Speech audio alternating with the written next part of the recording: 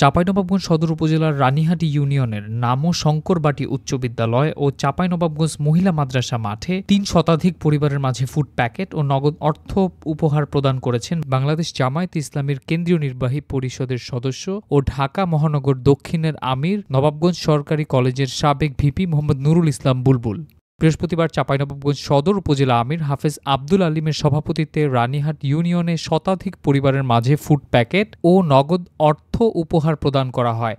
পরে নামো শঙ্করবাটি উচ্চ বিদ্যালয় মাঠে ১৫০ পরিবারের মাঝে এবং চাঁপাইনবাবগঞ্জ মহিলা মাদ্রাসা মাঠে ৭৫ পরিবারের মাঝে ফুড প্যাকেট ও নগদ অর্থ প্রদান করা হয়। ফুড প্যাকেট উপহার প্রদান অনুষ্ঠানে চাঁপাইনবাবগঞ্জ পৌর আমির গোলাম রাব্বানী, সদর উপজেলা সেক্রেটারি আব্দুর রহমান, রানীহাটি ইউনিয়ন আমির মাওলানা আব্দুর রাহিম সহ চাঁপাইনবাবগঞ্জ সদর উপজেলা ও রানীহাটি ইউনিয়ন জামায়াতে ইসলামীর দায়িত্বশীল নেতৃবৃন্দ উপস্থিত ছিলেন।